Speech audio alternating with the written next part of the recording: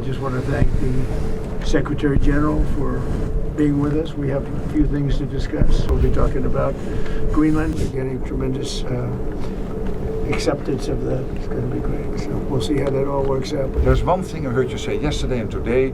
You were not absolutely sure that the Europeans would come to the rescue of the US if you will be attacked.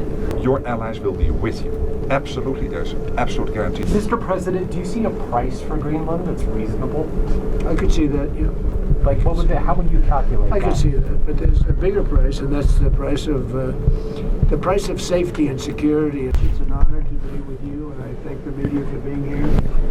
We've taken long trips, and this was a long one, but it's been working very well. We're having tremendous meetings with heads of state, with people of very big consequence having to do with war and peace, which is why we're here. And I just want to thank the Secretary General for being with us. We have a few things to discuss. It was a meeting I actually look very forward to. He's doing a fantastic job. We've been friends. We lifted GDP from 2% to 5% together. That was done jointly, and it worked out really very well, and we appreciate it, Mark. So we'll be talking about various things. We'll be talking about Greenland. I imagine it may come up in our discussion. And but I think the trip has been amazing so far. It's been amazing.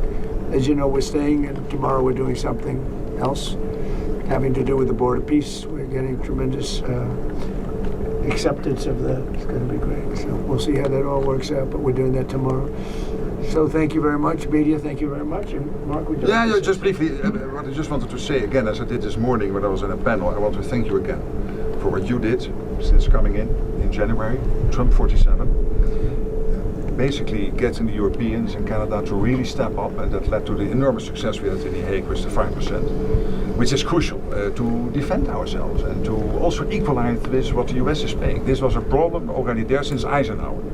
I always tell the Europeans, you're completely committed to NATO, but there is also that one irritant, and it is this factor, that the Europeans were not paying the same as the US was paying.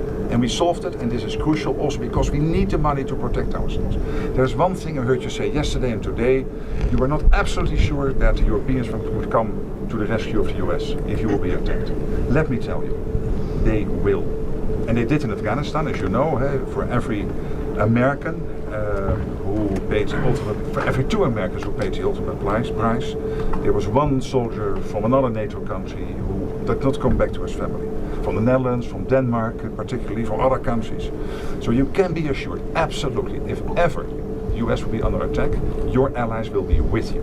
Absolutely, there's an absolute guarantee. I really want to tell you this because it is important. It pains me if you think it is not. And under your leadership, this alliance is stronger than ever. Thank you very much. It's a great compliment. Any questions? Mr. President, the Danish foreign minister rejected your call to negotiate on Greenland. What will those... I didn't call him. No, sorry.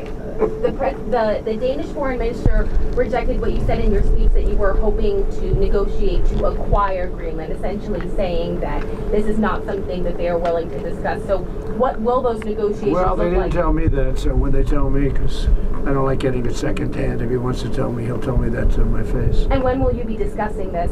I have no idea. When you said you I'll would be discussing it with this man right here. Mr. President, He's frankly more important. Mr. President, when you said you would remember if Denmark did not agree to a deal on Greenland, what did you mean? What are the consequences? You'll have to figure that out for yourself. You're a smart guy. Mr. President, do you see a price for Greenland that's reasonable? I could see that, yeah.